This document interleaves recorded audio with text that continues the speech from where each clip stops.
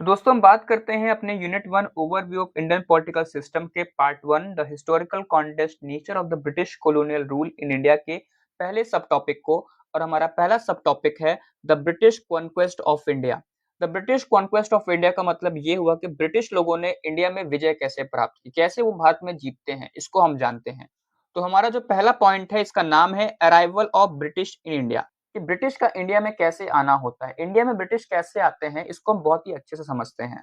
देखिए क्या कह रहा है, the British also first came to India as a trading company like other European. यानी कहने का मतलब ये है कि जो ब्रिटिश थे वो दूसरे यूरोपियन की तरह इंडिया में एक ट्रेडिंग कंपनी के नाम से आते हैं। ठीक है। The company which later came to be known as the East India company was incorporated in London on December 31, 1600 under a charter of Queen Elizabeth। कहने का मतलब ये है कि जो ब्रिटिश की कंपनी थी उस कंपनी का नाम था ईस्ट इंडिया कंपनी, जिसे 31 दिसंबर 1600 को यानी कि 31 दिसंबर 1600 को क्वीन एलिजाबेथ के चार्टर के द्वारा लंदन में बनाया गया। By 1690s, the British had gained a number of foothold and their business had prospered. In order to widen their areas of trade and obtain greater concessions from Indian rulers, the officer of the company spread a wide network of corruption and intrigue throughout India। साल 1690 तक British लोगों ने India में बहुत सारे trading centres खोल लिए थे, अपना फुटहोल्ड बना लिया था। और जब बहुत सारे ट्रेडिंग सेंटर्स खोल लिए भारत के अंदर तो उनका बिजनेस बहुत ही अच्छा चलने लगा। अब बिजनेस अच्छा चलने लगा तो इनके अंदर लालच भी आया। लालच आया और लालच किस बात का आया कि ट्रेड को और आगे कैसे बढ़ाएं। अब इन लोगों ने दिमाग लगाया। कंपनी के ऑफिसर ने क्या किया कि इंडिया के अंदर करप्शन और इंटेग्रू का नेटवर्क फैला दिया। ये लोगों ने पूरे भारत के अंदर करप्शन शुरू कर दिया। होता क्या है, they succeed in enticing minister, courtiers and the employ of the Mughal darbar through bribery and various other allurements. कहने का मतलब ये है कि इन लोगों ने अपना ट्रेड बढ़ाने के लिए जो मुगल दरबार के मिनिस्टर होते थे, जो कोटियर्स होते थे या उनके जो ऑफिशियल्स होते थे, उनको ब्राइब देना शुरू किया, उनको लालच देकर अपने साइड में कर लिया। अब मुगल एम्पायर क्या था, पावर में था। अगर मुगल दरबार के लोगों को अपने साइड में कर लिया जाएगा तो क्या होगा, कंपनी का ट्रेड और बढ़ जाएगा। और इन लोगों ने यही काम किया। ईस्ट इंडिया कंपनी के ऑफिसर ने मुगल दरबार के मिनिस्टर, कोटियर्स और ऑफिशियल्स को ब्राइब दे करके, लालच दे करके अपने साइड में कर लिया और ऐसे में इनका ट्रेड और बढ़ने लगा। लेकिन हालत तब खराब होती है मुगल साम्राज्य की जब 1707 में औरंगजेब की डेथ होती है। होता कुछ यूं है दोस्तों, the situation deteriorated further after the death of Mughal Emperor Aurangzeb in 1707। आप सब जानते होंगे कि मुगल एम्पायर का जो सबसे क्रूर शासक रहा वो औरंगजेब रहा। सबसे ज्यादा जो अत्याचार किया वो था औरंगजेब। अब औरंगजेब के समय में मुगल एम्पायर क्या था, बहुत ही ज्यादा ताकतवर था। अब जब औरंगजेब की डेथ होती है 1707 में, तो इसके बाद से क्या होता है, the empire begin to disintegrate, central authority weakened and provincial satrap raise their heads. Aurangzeb की डेथ होती है। औरंगजेब की डेथ के बाद जो मुगल एम्पायर होता है वो काफी वीक हो जाता है, कमजोर हो जाता है। अब जब कमजोर होता है तो जो सेंट्रल पावर होती है वो धीरे धीरे खत्म होने लगती है और उस वक्त के जो प्रोविंसेस के रूलर्स होते हैं वो अपने आप को इंडिपेंडेंट करने लगते हैं। प्रोविंसेस स्टेट्स का मतलब क्या हुआ दोस्तों, प्रोविंसेस स्टेट का मतलब ये हुआ, भारत में बहुत सारे प्रिंसली स्टेट्स हुआ करते थे। भारत में क्या था, भारत में बहुत सारे प्रिंसली स्टेट हुआ करते थे। प्रिंसली स्टेट का मतलब क्या था कि इन स्टेट में राजा रूल किया करते थे। ठीक है। लेकिन जब औरंगजेब था तो इनकी पावर इतनी ज्यादा नहीं थी। अब जब औरंगजेब की डेथ हो जाती है तो इसके बाद ये लोग अपने आप को वापस से इंडिपेंडेंट करने लगते हैं, सिर उठाना शुरू कर देते हैं।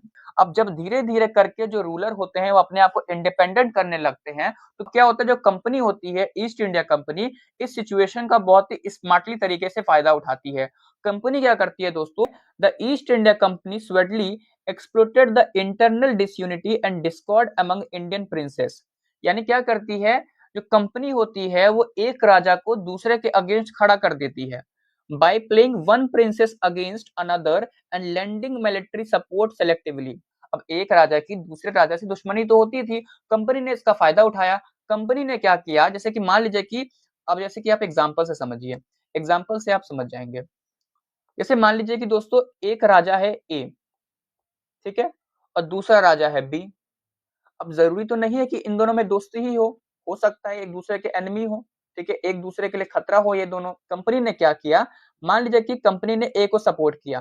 कंपनी ने ए से कहा कि हम तुमको सपोर्ट करते हैं ठीक है? यानी कि हम तुम्हारे साथ हैं, हम तुमको अपनी आर्मी देते हैं, ठीक है? हम तुमको आर्मी देते हैं, तुम क्या करो अपने एनिमी को खत्म कर दो। और यही हुआ कि प्रिंसली स्टेट ने अपने लोगों को खत्म करने के लिए ब्रिटिशर्स का साथ दिया। अब जब एनिमी खत्म हुआ तो धीरे-धीरे जो पावर होती है वो कंपनी के हाथ में आने लगती है। अब आगे क्या हुआ कि जब एक राजा दूसरे राजा से लड़ाई कर रहा है तो इसी का फायदा उठाया और कंपनी ने अपने पावर को और ज्यादा बढ़ा लिया इंडियन सब कॉन्टिनेंट के अंदर, उपमहाद्वीप के अंदर उसने अपने पावर को और ज्यादा बढ़ा लिया। यानी कि धीरे-धीरे जो पावर थी वो कंपनी के हाथ में आ जाती है। सिंपल आप ये समझ सकते हैं दोस्तों कि ब्रिटिश लोगों ने इंडिया की जो इंटरनल पॉलिटिक्स थी उसका यूज करके अपनी पोजीशन को स्ट्रांग कर लिया। सेम हमारा हिंदी में कहना चाहता है, भारत पर ब्रिटिश विजय, कैसे भारत पर ब्रिटिश का विजय होता है, भारत में अंग्रेजों का आगमन कैसे होता है, यानी कि अंग्रेज भारत में कैसे आते हैं, वापस से समझ लेते हैं एक बार आप सबके लिए। दूसरे यूरोपियन की तरह ब्रिटिश भी सबसे पहले एक ट्रेडिंग कंपनी के तौर पर भारत आए थे, ठीक है? दूसरे यूरोपियन की तरह ब्रिटिश लोग भी भारत पर एक ट्रेडिंग कंपनी के तौर पर आए थे। यह कंपनी जिसे बाद में ईस्ट इंडिया कंपनी के नाम से जाना गया, इस कंपनी को ईस्ट इंडिया कंपनी के नाम से जाना गया। 31 दिसंबर 1600 को महारानी एलिजाबेथ के चार्टर के तहत लंदन में बनी थी। यह कंपनी 31 दिसंबर 1600 को महारानी एलिजाबेथ के चार्टर के तहत बनाई गई थी। 1690 तक ब्रिटिशों ने कई जगहों पर अपना कब्जा जमा लिया था, फुटहोल्ड जमा लिया था और उनका बिजनेस फल फूल रहा था, यानी कि काफी अच्छा चल रहा था। अपने व्यापार के इलाकों को बढ़ाने और भारतीय शासकों से ज्यादा रियासतें पाने के लिए, यानी कि पावर पाने के लिए कंपनियों के अधिकारियों ने पूरे भारत में भ्रष्टाचार और साजिशों का एक बड़ा जाल फैला दिया। वे रिश्वत और दूसरे कई लालच देकर मुगल दरबार के मंत्रियों, दरबारियों और कर्मचारियों को फंसाने में कामयाब रहे। यानी कि मुगल दरबार के मंत्रियों को, दरबारियों को, उनके कर्मचारियों को लालच देकर के, रिश्वत देकर के अपने साइड में कर लिया और ऐसे में वो भारत में कामयाब हो जाते हैं। लेकिन 1707 में मुगल बादशाह औरंगजेब की मौत के बाद हालात और खराब हो गए। साम्राज्य टूटने लगा, केंद्रीय सत्ता कमजोर हो गई और प्रांतीय शासकों ने सिर उठाना शुरू कर दिया। ईस्ट इंडिया कंपनी ने भारतीय राजकुमारों के बीच अंदरूनी फूट और झगड़ों का चालाकी से फायदा उठाया। एक राजकुमार को दूसरे के खिलाफ भड़काकर और चुनिंदा तरीके से मिलिट्री मदद देकर कंपनी ने भारतीय उपमहाद्वीप में अपनी ताकत और असर बढ़ाया। दोस्तों अब हम बात करते हैं बैटल ऑफ प्लासी की। बैटल ऑफ प्लासी कब लड़ा जाता है? 1757 में, 1757 में, ठीक है? बहुत ही इंपॉर्टेंट है हिस्टोरिकल पॉइंट ऑफ व्यू से। अब सबसे पहले आपका काम यह है कि आप मुझे कमेंट करके बताइए कि प्लासी आज के समय में कहाँ पर सिचुएटेड है। और इसी के साथ-साथ देखिए, सबसे पहले मैं बात कर लेता हूँ इस पीपीटी को समझने के लिए। पहले हम समझ लेते हैं कि जो बंगाल का एरिया था, ठीक है? बंगाल के एरिया जो था, बंगाल के एरिया का मतलब सिर्फ बंगाल नहीं हुआ, यानी कि हम सिर्फ वेस्ट बंगाल के बारे में बात नहीं कर रहे हैं। बंगाल का एरिया दोस्तों जो था, बेसिकली इसमें बहुत सारे स्टेट्स आया करते थे आज के, ठीक है? और ये सब मिल करके बंगाल बनते थे, ठीक है? ये स्टेट कौन-कौन से थे इसके बारे में बात कर लेते हैं।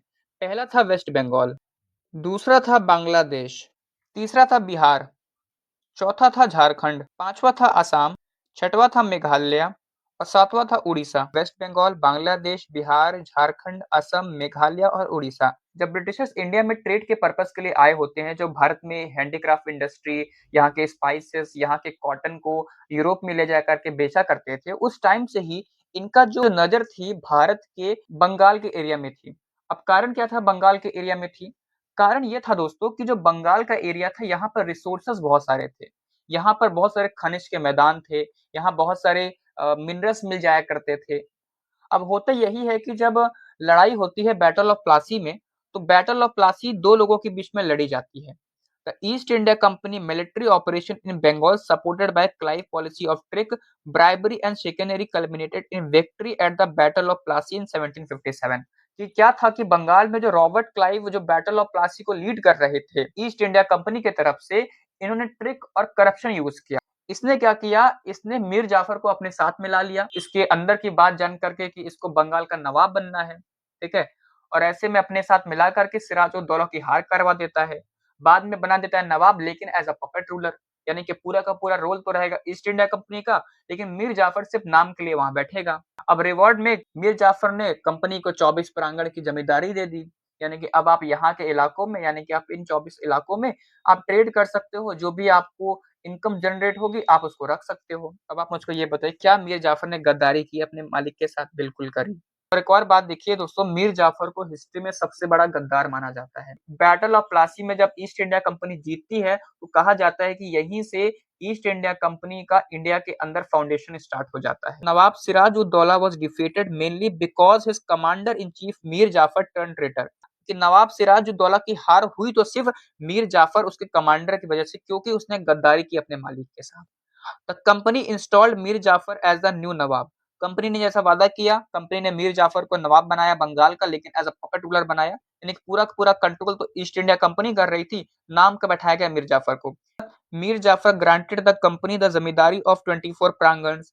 मीर जाफर ने कंपनी को 24 प्रांगण की जमींदारी दे दी कि आप इन एरिया में ट्रेड कर सकते हो, जो भी रिसोर्सेस निकलेंगे इसके पैसे को रख सकते हो। आगे क्या होता है, in 1760 Mir Jafar was replace by Mir Kasim, rewarded the company with the district of Chittagong, Burdwan and Midnapore. The company now had the power to change Nawab at will and became the de facto sovereign power in Bengal. Thus, the foundation of the British Empire in India was laid at Plassey in 1757. कहने का मतलब दोस्तों ये है, दोस्तों company ने क्या किया कि मीर जाफर को 1760 में नवाब हटा करके उसके बेटे मीर कासिम को बना दिया। यह कह करके कि तुमको हमने नवाब तो बनाया, तुम अच्छे से बैठ नहीं पा रहे हो, तुम हमारा अच्छे से पपेट नहीं बन पा रहे हो, ठीक है, कठपुतली नहीं बन पा रहे हो, जिस तरह हम चाह रहे हैं उस तरह तुम काम नहीं कर पा रहे हो। तो मीर जाफर को हटा करके मीर कासिम को वहां का नवाब बना दिया गया। अब मीर कासिम को बनाया गया तो मीर कासिम ने भी कंपनी को रिवॉर्ड दिया। मीर जाफर के बेटे मीर कासिम ने कंपनी को चटगांव का इलाका दे दिया, बर्दवान का इलाका दे दिया और मिदानापुर का इलाका दे दिया, यानी कि यहाँ की जमींदारी दे दी, गिफ्ट कर दिया कि जाइए आप यहाँ पर भी आप ट्रेड कर सकते हो, यहाँ पर आप जो भी इनकम जनरेट होगी आप उसको रख सकते हो। इस टाइम पे क्या था, जो कंपनी थी नवाब को चेंज कर सकती थी जब चाहे, और देखा जाए तो बंगाल की जो रियल पावर थी वो पूरी की पूरी कंपनी के पास चली गई। इसलिए कहा जाता है दोस्तों कि जो ब्रिटिश अंपायर की फाउंडेशन पड़ी है इंडिया के अंदर वो प्लासी में पड़ती है, 1757 में पड़ती है। इसी को एक बार हम हिंदी में समझ लेते हैं। प्लासी का युद्ध कब होता है, 1757 में होता है, और उसके परिणाम क्या होते हैं, रिजल्ट क्या निकलता है। होता कुछ यूं है, ईस्ट इंडिया कंपनी के बंगाल में मिलिट्री ऑपरेशन, जिन्हें क्लाइव की चाल, रिश्वत और धोखेबाजी की पॉलिसी का सपोर्ट मिला, 1757 में प्लासी की लड़ाई में जीत में बदल गए। नवाब सिराज उद दौला की हार का मुख्य कारण यह था कि उनके commander in chief Mir Jafar ने गद्दारी की, जैसा कि मैंने बात किया। ठीक है, कंपनी ने मीर जाफर को नया नवाब बनाया, लेकिन कैसा नवाब बनाया, पपेट रूलर बनाया, ठीक है, कठपुतली की तरह रखा। मीर जाफर ने कंपनी को 24 परगना की जमींदारी दे दी, ठीक है, 24 परगना की क्या की जमींदारी दे दी। 1760 में मीर जाफर की जगह मीर कासिम को लाया गया। मीर कासिम कौन था, मीर जाफर का बेटा था, जिसने कंपनी को चटगांव, बर्दवान और मिदनापुर जिले इनाम में दिए। अब कंपनी के पास अपनी मर्जी से नवाब बदलने की ताकत आ गई थी, यानी कि वो जिसे चाहे नवाब बना सकती थी, और वह बंगाल में असल में संप्रभु शक्ति बन गई थी। ठीक है, इस तरह भारत में ब्रिटिश साम्राज्य की नींव 1757 में प्लासी में रखी गई। इस तरह से 1757 में भारत में ब्रिटिश साम्राज्य की नींव पड़ जाती है। दोस्तों अब हम जानते हैं बैटल ऑफ बक्सर के बारे में। अभी हमने जाना था बैटल ऑफ प्लासी के बारे में, अब हम जानते हैं बैटल ऑफ बक्सर के बारे में। दोस्तों बैटल ऑफ बक्सर होती है 1764 में, ईयर 1764 में होती है। इसी के साथ साथ हम ये भी जानेंगे कि ईस्ट इंडिया कंपनी को दीवानी का ग्रांट कैसे मिला। In 1759 Shah Alam extended the throne of Delhi, यानी कि 1759 में जो शाह आलम होता है वो दिल्ली का एम्पेरियर बनता है। ठीक है, इन 1764 eight the battle of Buxar the company defeated. और होता क्या है कि 1764 में बैटल ऑफ बक्सर होती है, और बैटल ऑफ बक्सर के टाइम पे जो ईस्ट इंडिया कंपनी होती है इसकी पावर बहुत ज्यादा हो जाती है, यानी कि बहुत ही पावरफुल हो चुकी होती है। अब कंपनी क्या होती है, बेसिकली दो नवाब और एक मुगल एम्पायर मिलकर के सोचते हैं कि चलो एक लड़ाई लड़ते हैं और इनका ब्रिटिशर्स का इंडिया सफाचट कर देते हैं। अब जो सोचते हैं ऐसा कुछ होता है नहीं, कंपनी बहुत पावरफुल हो चुकी होती है। Company Nawab of Awadh Shuja ud Daula, Bengal के नवाब मीर कासिम और मुगल एम्पेरियर शाह आलम सेकंड को हरा देती है। इसके बाद होता कुछ यूं है, एज अ रिजल्ट क्या होता है दोस्तों कि the nawab of Bengal was reduced to titular position, यानी कि क्या होता है, जो नवाब होते हैं वो सिर्फ और सिर्फ नाम के रूलर रह जाते हैं। The whole of Bengal pass into the company's hand, पूरा का पूरा जो बंगाल था वो कंपनी के हाथों में आ चुका होता है। इसी के साथ साथ Shah Alam granted the company the diwani civil administration and revenue rights of Bengal, Bihar and Orissa for 26 lakhs per year।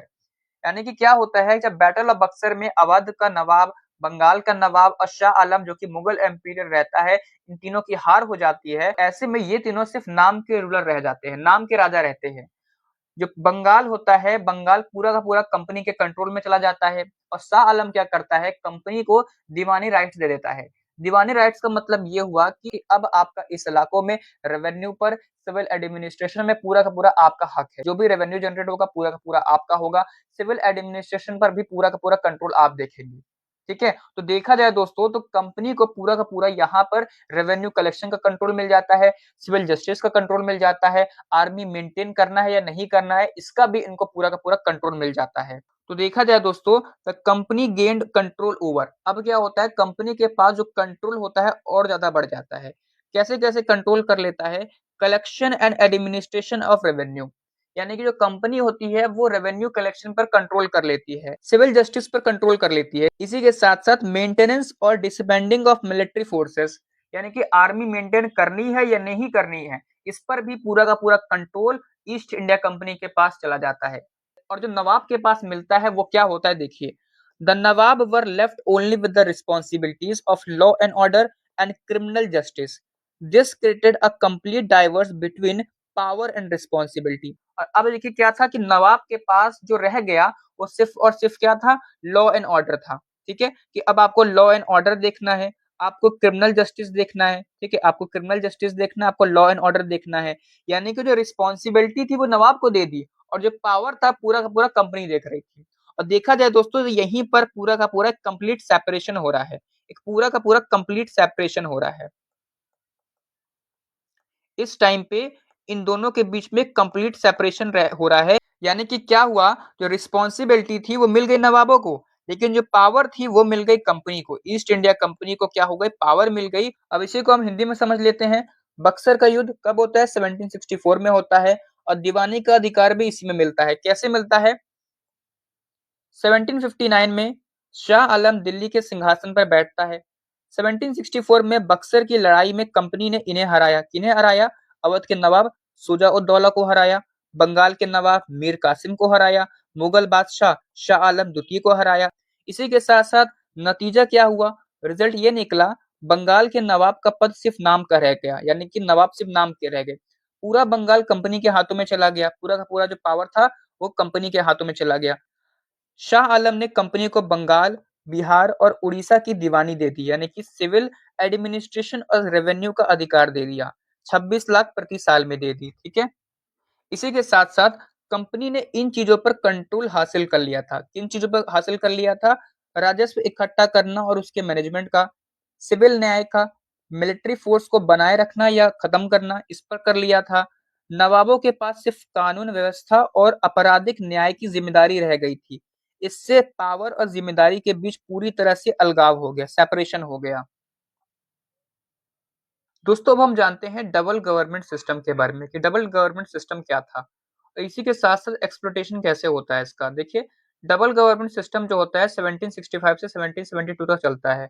क्या होता है, the system of double government continued from 1765 to 1772। यानी कि जो डबल गवर्नमेंट का जो सिस्टम था ये 1765 से लेकर के 1772 तक चलता है। During this period India was subjected to severe exploitation. क्या हुआ कि इस टाइम पे भारत के लोगों पर बहुत ही हैवी एक्सप्लोइटेशन हुआ।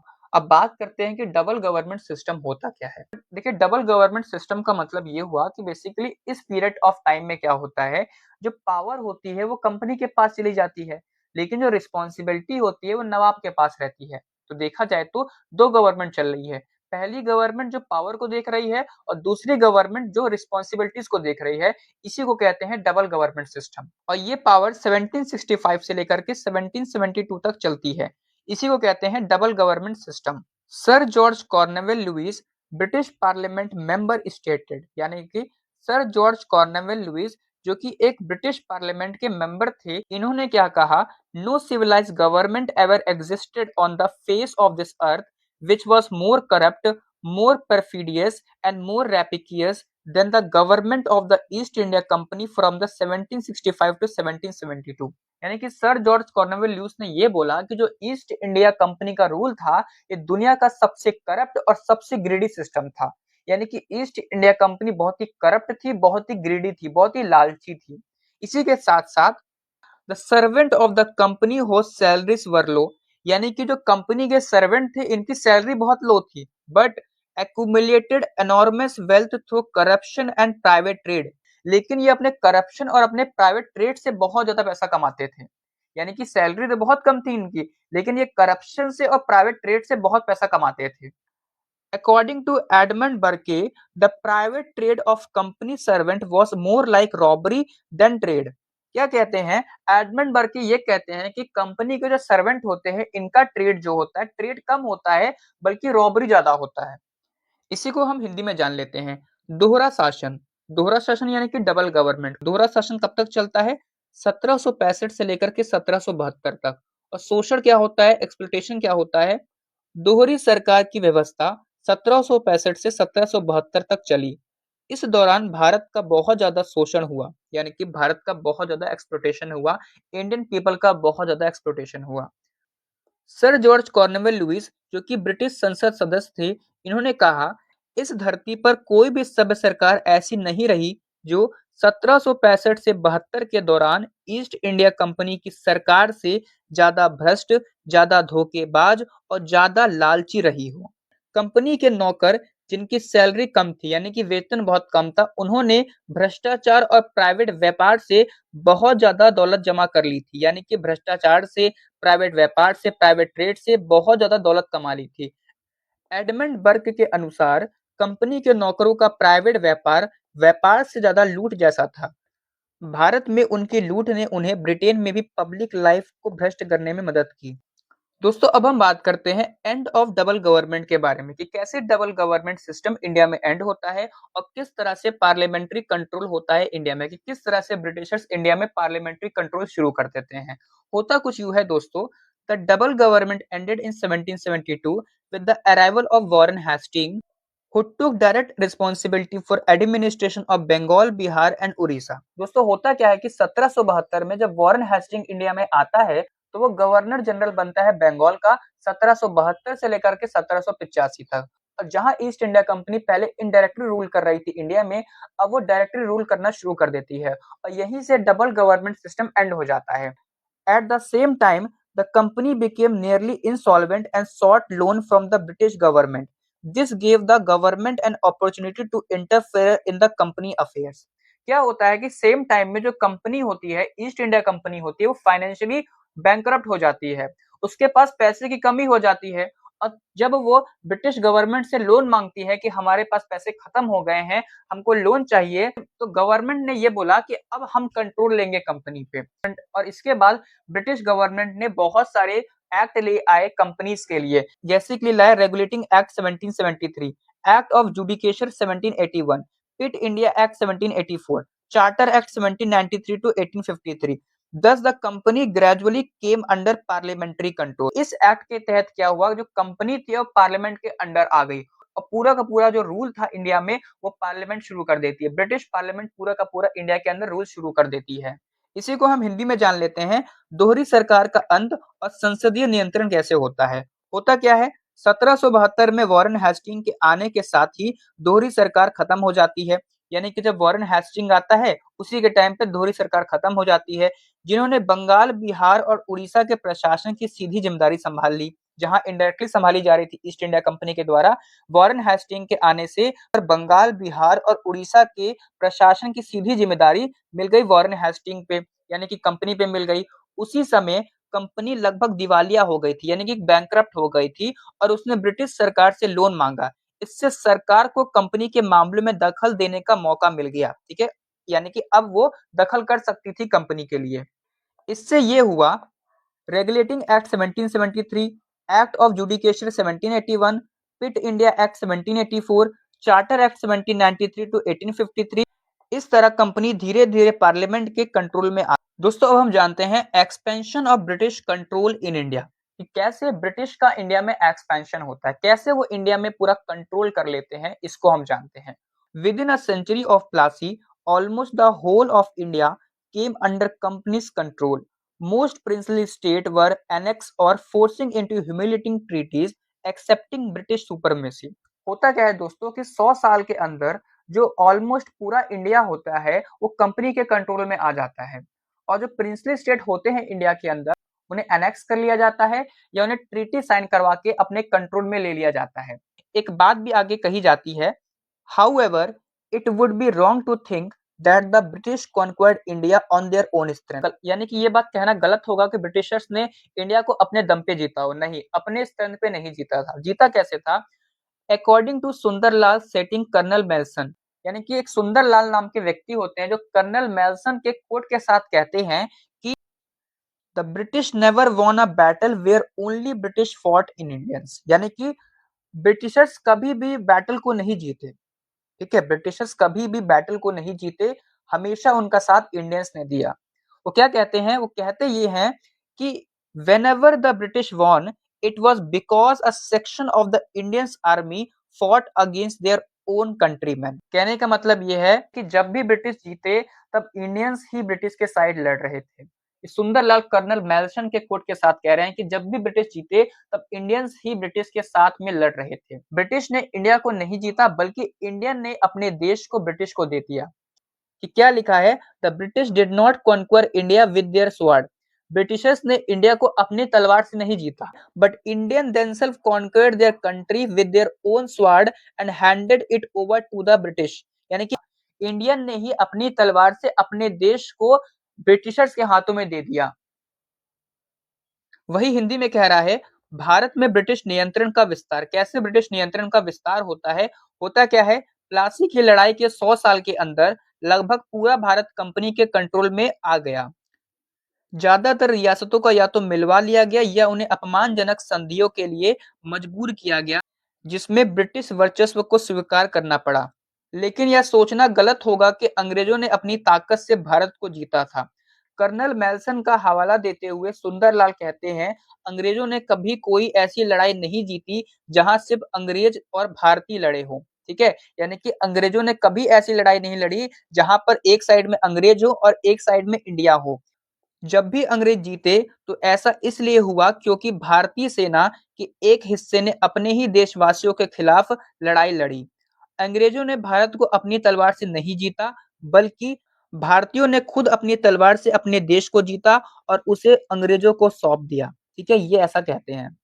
अब बात करते हैं नेचर ऑफ ब्रिटिश कॉन्क्वेस्ट के बारे में कि ब्रिटिश कॉन्क्वेस्ट का नेचर क्या था।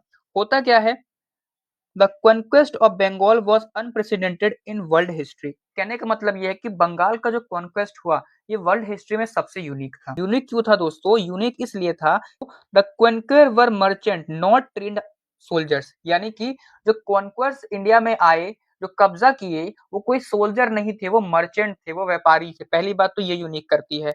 दूसरा ये था कि many soldiers came from commercial backgrounds, जो कमांडर थे भी वो क्लर्क बैकग्राउंड से थे।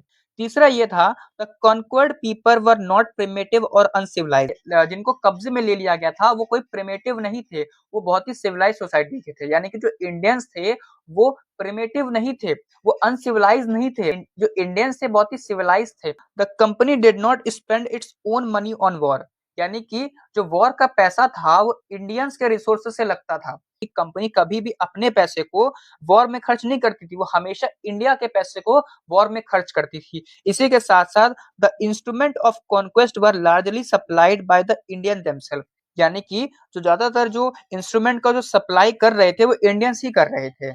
एग्जाम्पल देखते हैं।